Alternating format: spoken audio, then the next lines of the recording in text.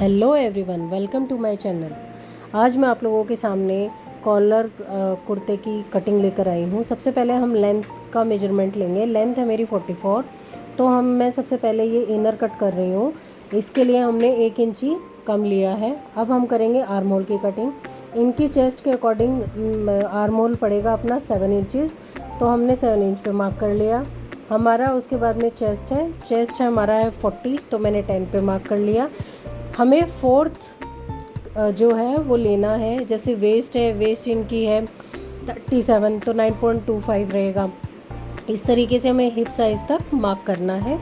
Mark करने के बाद में ये मैं आर्म होल को शेप दे रही हूँ। ये मैं सबसे पहले फ्रंट है ये कटिंग कर रही हूँ। ये मैंने 2 पल्लों में बिछाया है, नीचे और ऊपर का, नहीं फ्रंट एंड बैक मैंने दोनों एक साथ कटिंग हो रहे हैं। ठीक है, अब मैं लेती हूँ गले का मैं 3.25 इंच पे है वो मार्क करूँगी, और नीचे हम 3.5 इंच पे करेंगे, और 1 इंची हम डाउन कर देंगे आर्म होल की साइड, क्योंकि ये हमारा कॉलर का बनेगा तो हमें डाउन करना ही पड़ेगा।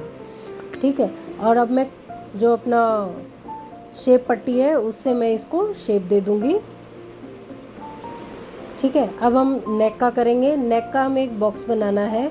मैंने सबसे पहले 3.25 इंच लिया है, फिर नीचे मैंने 3.5 इंच लिया है, बट उसके बाद मैंने थोड़ा सा और बढ़ा दिया था उसको, क्योंकि मुझे ये नेक छोटा लग रहा था। ठीक है, शेप पट्टी से इसको भी हम शेप दे देंगे, राउंड शेप दे देंगे, क्योंकि कॉलर सेट करना है, चाइनीज़ कॉलर आएगा इधर। एंड उसके बाद हम फिटिंग का निशान लगाएंगे।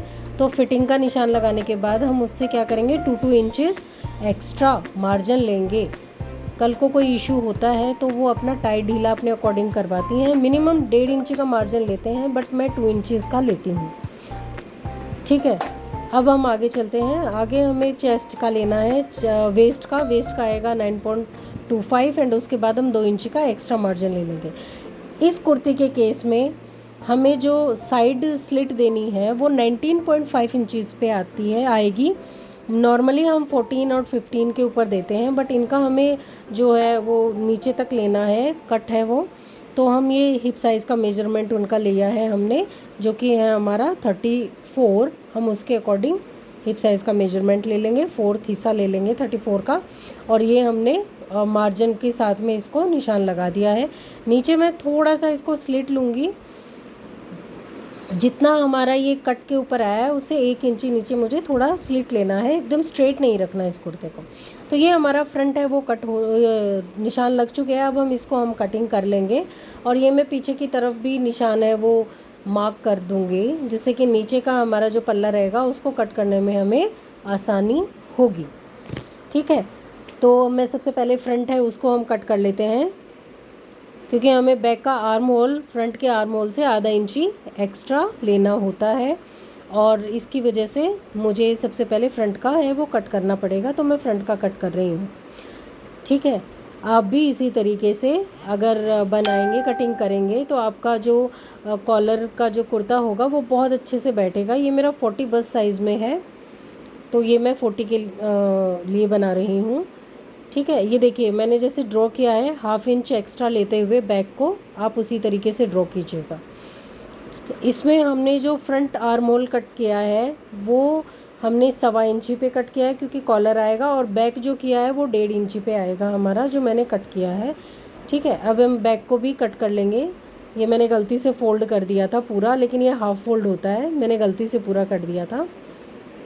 ये देखिए इस तरीके से आप भी इसको दोबारा लगा के और बराबर में पूरा इसको कटिंग कर सकते हो बैक वाले पार्ट को। तो आपके सामने जैसे मैं कट करती जा रही हूँ, आप भी इसको एकदम एक्यूरेट कट कर लें। जब हम फ्रंट का कटिंग करेंगे, उसका मेन फैब्रिक का कटिंग करेंगे, तो उस टाइम पे आप है वो थोड़ा थोड़ा मार्जिन छोड़ते हुए आप कटिंग करें।